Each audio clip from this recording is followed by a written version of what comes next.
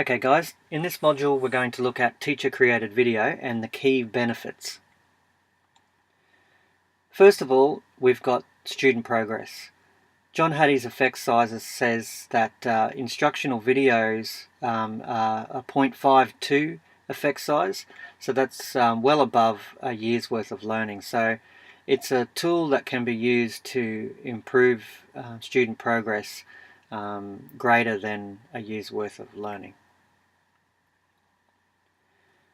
This one's one of my big benefits. I think it's probably for in the classroom, in the real classroom, one of the best benefits. It frees up the time that you would normally spend standing in front of the class delivering your content, so that you can get with one or two or a small group of kids and conference with those kids and give them what they need. So it just buys that extra 5, 10, 15 minutes that you would normally be teaching at the front. While the students are watching the video lesson, you can call out some kids and work with them on something that they needed, whether that be some sort of assistance with something that they were having trouble with, or maybe you're extending them from where they've already shown that they're up to. It's a reusable resource.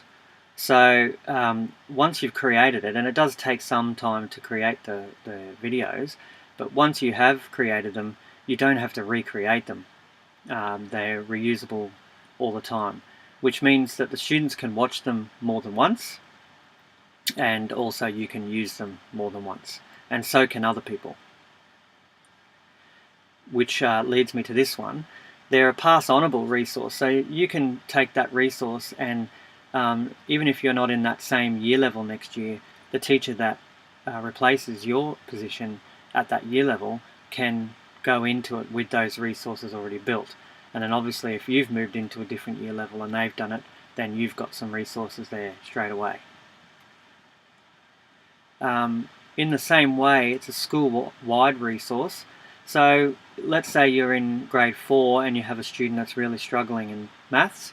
Well, they can use a video from another year level to help them progress to the point where their expected level is.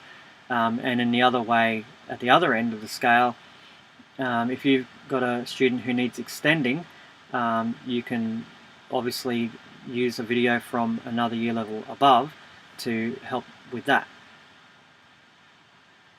You can monitor student progress using this kind of technique, because with the video method, you can also incorporate into that quizzes and get students to map out what they've achieved or haven't achieved along the way. So you can really start to get an idea of where each student is at, and more importantly, they will be able to get an idea of where they're at and where they need to get to next.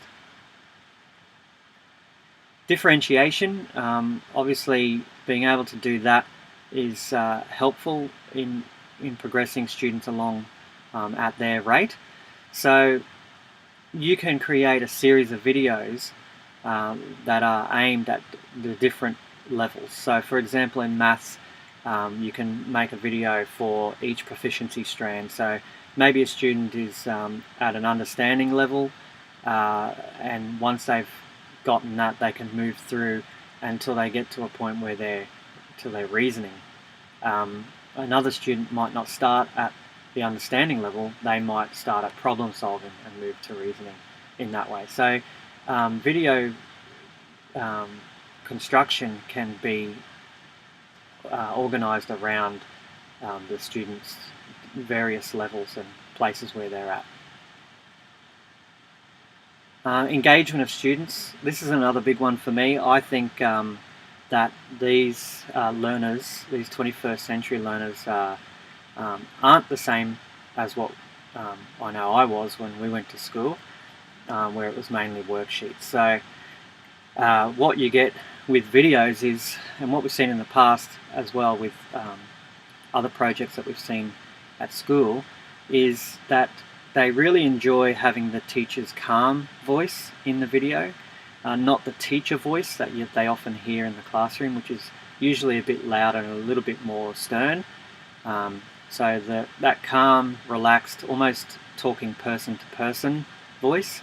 So in that way, it actually can increase the personalisation of the lesson, because from what we've heard from students so far, it makes them feel as though the teacher is talking just to them.